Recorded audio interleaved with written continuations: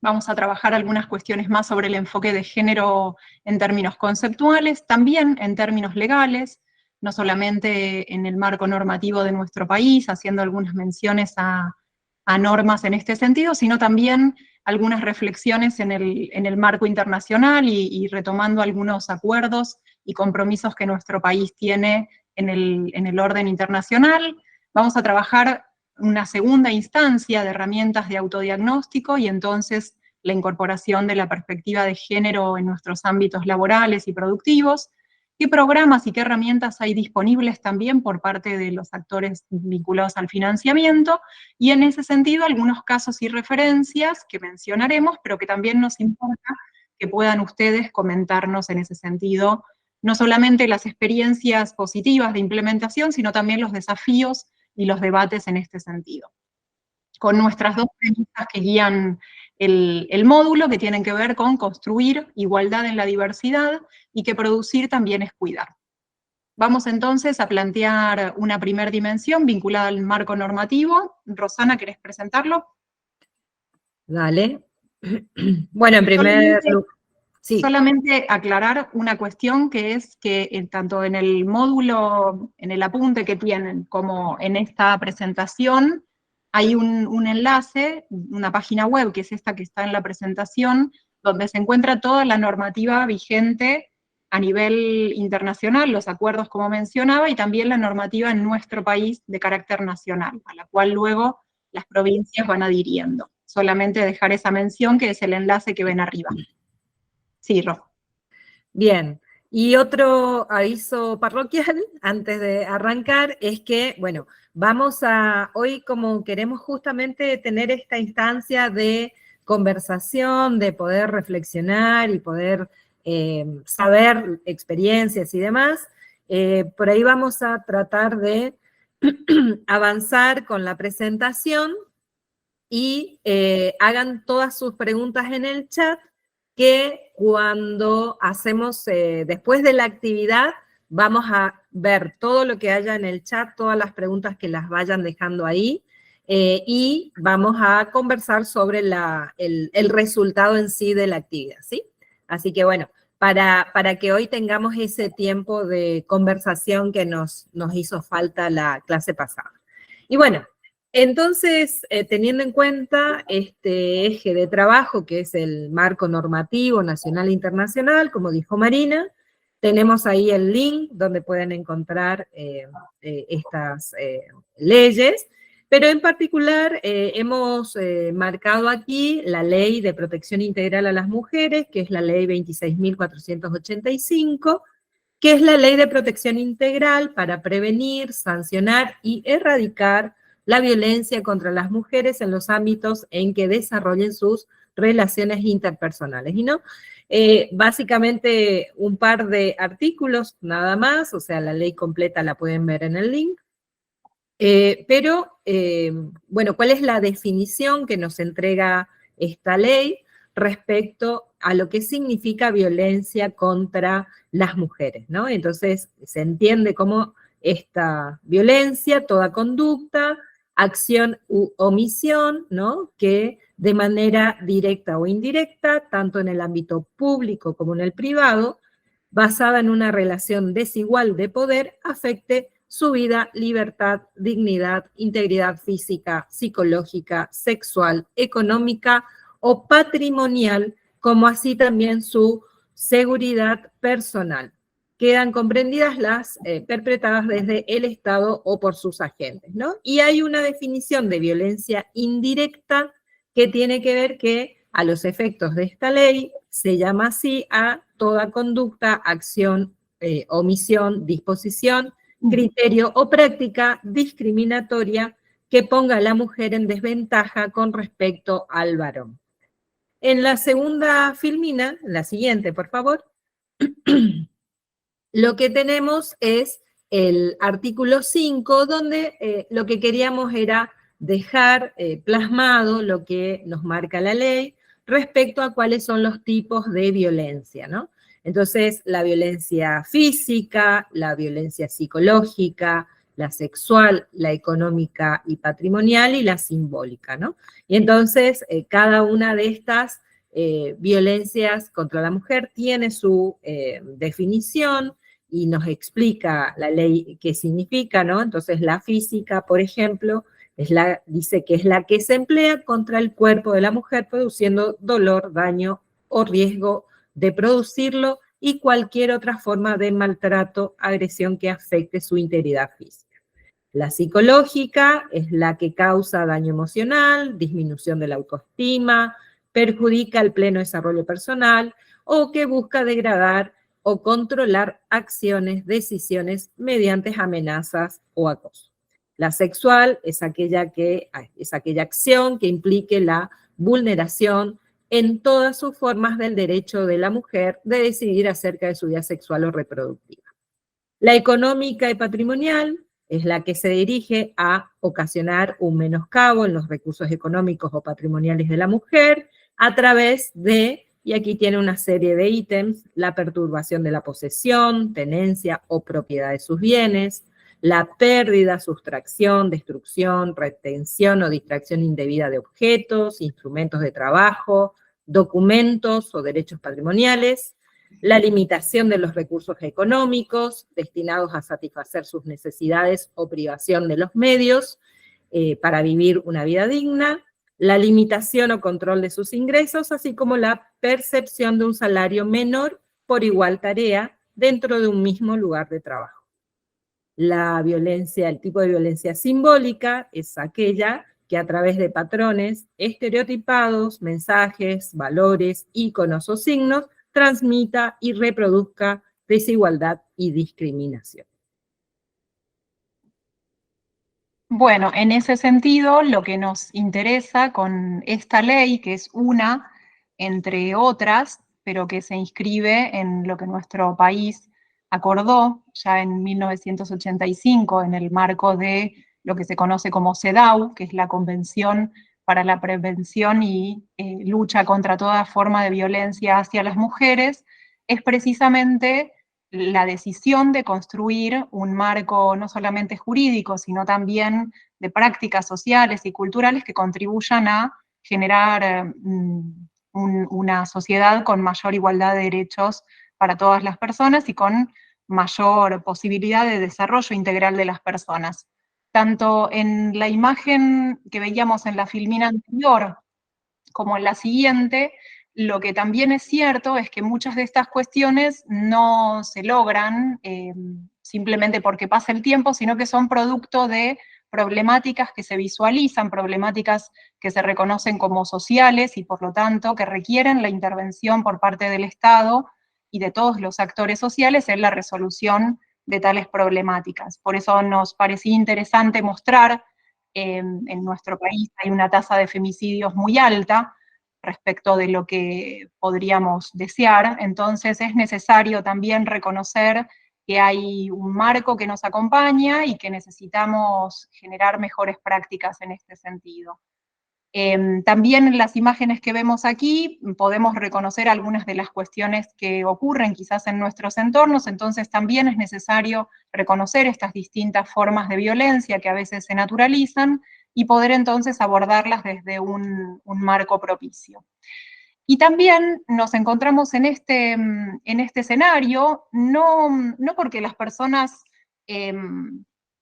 sean buenas o malas, cometen distintos actos o ejercen distintas formas de violencia, sino porque también es cierto que hay un marco de pensamiento y hay patrones culturales en los que hemos sido criados y criadas y que han construido un sentido común en torno a lo que se considera como ser mujer o ser varón en nuestra sociedad. Entonces, compartimos aquí algunas reflexiones de pensadores del pensamiento clásico, digamos, que tienen que ver también con influencias que encontramos en nuestras formas de pensar y organizarnos de nuestra sociedad, pero que es necesario también hacer visible, de construir y preguntarnos si muchas de estas cuestiones que aquellos pensadores planteaban en su contexto de producción científica hoy serían tolerables o no serían posibles de ser dichas en términos públicos. Les voy a leer algunas porque veo que la letra es medio pequeña. Dijo Tomás de Aquino, Santo Tomás de Aquino: como individuo, la mujer es un ser endeble y defectuoso. Dijo Sófocles: debemos defender la causa del orden y no tolerar de ninguna manera que una mujer nos dé lecciones. Deben ser mujeres y no andar libremente, deben ser servidoras. Dijo Eurípides: odio a la mujer docta. Ojalá no entre en mi casa mujer que sepa más de lo que una mujer debe saber. Dijo Nietzsche: es cierto que las mujeres son profundas, a tal punto que dentro de ellas no hay nada. Dijo Napoleón Bonaparte: las mujeres no son otra cosa que máquinas de producir hijos. Dijo Pitágoras: hay un principio bueno que ha creado el orden, la luz y el hombre, y un principio malo que ha creado el caos, las tinieblas y la mujer. Bueno, evidentemente ha habido una influencia muy fuerte en estas cuestiones que ha construido un sentido común en torno a lo que es ser mujer y ser varón en nuestra sociedad. De eso se trata, incorporar una perspectiva crítica en este sentido y poder revisar entonces esas reproducciones que hemos ido haciendo de estereotipos y lugares que se espera para las mujeres o para los varones. En ese sentido, asumimos que, o planteamos, adherimos a lo que plantea UNICEF en este sentido, en un estudio que generan sobre los derechos de niños, niñas y adolescentes, en el marco de la Ley de Promoción de los Derechos de Niños, Niñas y Adolescentes en nuestro país, cuál es el estado de avance en la implementación de las políticas de protección de la infancia, y plantea entonces ese informe que la desigualdad es injusticia construida y sostenida cultural e históricamente. Y plantea el mismo estudio que en Argentina, a la hora de realizar las tareas del hogar, muchas de estas estadísticas las veíamos en la clase pasada, pero ahora las estamos viendo también desde una perspectiva cultural y educativa acerca de cómo esos roles y estereotipos se construyen y se reproducen en nuestra sociedad. Plantea que las niñas se ocupan más del doble que los niños de las tareas del hogar. La estadística de los y las adolescentes de 16 a 17 años que realizan actividad doméstica intensiva, el 18,6 son chicas y el 8,5 son chicos. Se entiende por actividad doméstica intensiva, productiva, no económica, a las tareas de limpieza, cocina, arreglos en la propia casa, cuidado de hermanos y hermanas u otras personas que viven en el hogar, con una dedicación horaria de 15 horas o más por semana por parte de adolescentes de 16 a 17 años. En los hogares con niñas, niños y adolescentes o personas mayores o con discapacidad que requieren cuidado según su grado de dependencia, la participación de las mujeres en el trabajo no remunerado es del 93,8% y la participación en la ocupación es del 34,2%. Es decir, además de llevar adelante esas tareas, en el hogar trabajan, tienen trabajos afuera del hogar también. Es el informe publicado este año por UNICEF. Y vemos entonces en publicidades, porque en esta clase nos proponemos también analizar algunas cuestiones vinculadas a la comunicación, vemos cómo en las publicidades se van generando estos estereotipos, se van reforzando y profundizando entonces estos roles asignados culturalmente, no biológicos, sino construidos culturalmente, vinculados a la reproducción de las tareas domésticas vinculados al rol de las mujeres, ¿no? La mujer madre, la mujer que se encarga de las tareas del hogar, con todo el instrumental que se ve en la publicidad, y el varón con disposición para salir hacia el mundo de lo público, ¿no? Digo, esto insisto con esto, no hay buenos y malos en este sentido, sino que es algo en lo que son patrones y estereotipos en los que hemos sido criados y criadas históricamente. Entonces, es necesario también ponerse en otro lugar y revisar esas cuestiones. Recuerdan que en la clase anterior habíamos planteado que el INDEC para el 8 de marzo de este año publicó un dossier estadístico sobre la segmentación de los datos construidos en el Censo 2020 con perspectiva de género. Y hay dos filminas que les vamos a presentar en este sentido y que tienen que ver con la cuestión del estudio, porque alguien preguntó en la clase pasada el tema del acceso de las mujeres a los estudios de nivel superior y los roles jerárquicos en ese sentido. Plantea entonces la estadística que presentamos que las mujeres de 25 años y más alcanzan niveles más altos de educación formal que los varones. En este gráfico se muestra el máximo nivel educativo alcanzado por la población de 25 años y más, discriminado por sexo, o desagregado, mejor dicho, por sexo. En porcentaje, el total nacional del primer trimestre de 2022. Hasta la secundaria incompleta, el 40% son mujeres, el 46,3% son varones. Secundaria completa, 25,5% mujeres y 26,7% varones. Y lo que nos interesaba, porque tiene que ver precisamente con la posibilidad de pensar el perfil educativo y las trayectorias escolares en relación al mundo del trabajo, es el nivel superior, es decir, el nivel universitario. Tenemos que un 34,4% representa a las mujeres y un 27% representa a los varones. Y sin embargo, cuando vamos a analizar los datos de los cargos en las rectorías u otros cargos de decisión y de gestión en las universidades, nos encontramos que no se refleja, es decir, a igualdad de credenciales, las mujeres acceden menos a los cargos de decisión en las instituciones en las cuales en este caso estudian, en el caso de las pymes trabajan, pero nos encontramos entonces que no es un problema de capacidad o de falta de capacitación, sino que es un problema de desigualdad estructural. Más allá de los mejores niveles o mayores niveles educativos, solo el 12% de los cargos de rectoría universitaria están ocupados por mujeres. Ya lo había mencionado en la clase pasada, es el caso de la Universidad Nacional de Misiones, que tenemos una rectora mujer por segundo mandato. La distribución de cargos de autoridades superiores universitarias según categoría y género en porcentaje del año 2020. En rectoría y presidencia, solo el 12% son mujeres. En vicerrectoría, el 38% ocupan ese lugar las mujeres.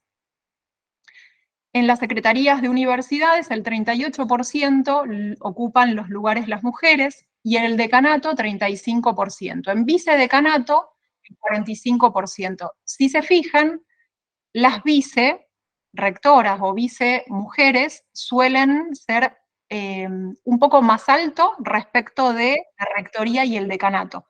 Es decir, que suelen acompañar en un poquito de mayor medida mujeres a varones en roles de dirección o de presidencia. Es decir, hay un rector varón y hay una vicerrectora mujer. Por las estadísticas podemos observar eso. Y esto tiene que ver entonces con el trabajo remunerado y con la autonomía económica, pero también con el estatus social. Rob, ¿querés continuar esto? ¿Lo presento yo? No, ahí voy. Vale, ahí voy. bien. Pensando un poco todo este trayecto que venimos llevando desde la clase pasada, todo lo que venimos, todas estas dimensiones que venimos analizando, y con las herramientas que trabajamos la clase pasada, tiene un correlato para que podamos avanzar o podamos pensar en avanzar en una elaboración de un plan de igualdad de oportunidades, ¿no? Donde en este plan de igualdad uno debería definir objetivos, definir metas alcanzables con acciones concretas de transformación, tanto en políticas y prácticas con enfoque de género en las empresas, ¿no? Y bueno, en las etapas de autodiagnóstico que se podrían realizar en las empresas, lo que se recomienda en primer lugar es poder elaborar instrumentos propios, ¿sí? Pensando en identificar aquellos actores al interior de las pymes que permitan potenciar el proceso y que hagan un acompañamiento, digamos, ¿no? de esta acción para poder avanzar así en un proceso consolidado a favor de lo que es la igualdad de género, ¿no? Porque, bueno, vamos como a subrayar nuevamente que es clave, ¿no? Que no solo promover que haya más mujeres y diversidades empleadas en las pymes, sino también construir espacios de trabajos igualitarios, ¿no? Tanto en las etapas de autodiagnóstico y de análisis de información. De modo que podamos revisar cómo se organiza la empresa, promover políticas y prácticas con perspectiva de género para crear así una cultura empresarial que se pueda traducir en cambios reales, ¿no? Entonces, consideramos que esta acción de hacer el autodiagnóstico es una primera aproximación a revisar nuestras empresas, a observar cómo este funcionamiento de la pyme no es neutral al género, ¿no? Entonces, como ya lo dijimos anteriormente, sabemos que hay comportamientos que se repiten, estereotipos de género, división sexual del trabajo, la feminización de algunas profesiones, y entonces es importante para el sector pyme en sí que podamos emprender un camino de transformación donde hayan relaciones de género desiguales, ¿no?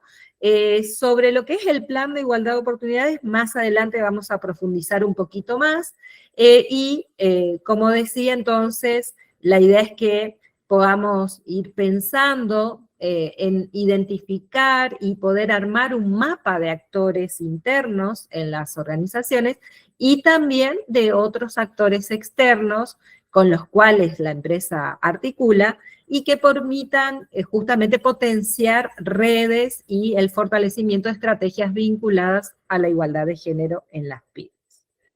La siguiente, por favor. Sí. Sí. Entonces, allí, cuando hablamos del mapa de actores y actrices, o sea, nos referimos ¿a qué nos referimos cuando hablamos de un mapa, no? A intentar representar una realidad social en la cual todos estamos inmersos, tratar de comprender en su extensión más compleja posible y poder establecer estrategias de cambio. En la construcción de este mapa, y ahí tenemos como una imagen, ¿no?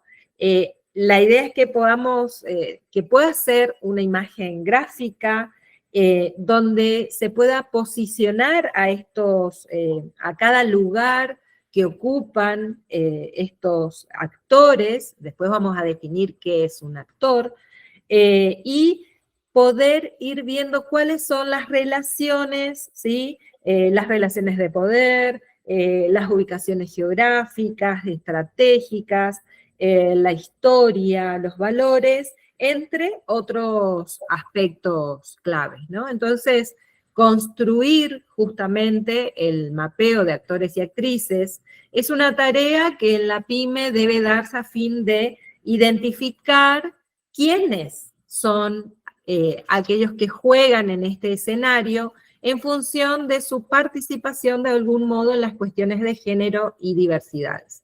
Se pueden tratar de actores que generen políticas públicas, de poblaciones destinatarias de ellas o de productos y servicios de la empresa, ¿no?